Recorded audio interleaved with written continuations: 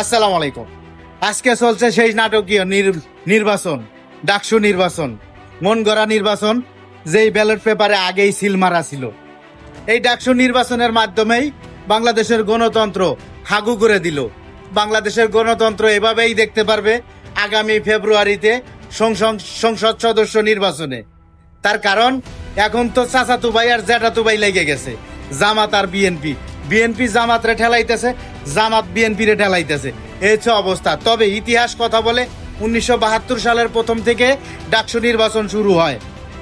জামাতের রেকর্ড নাই ডাকসু নির্বাচনে কোনোদিন জয়যুক্ত হতে পেরেছে। তবে বিএনপি একবার হয়েছিল 1992 সনে, সেখানে তাদের একটু ক্রেডিট আছে।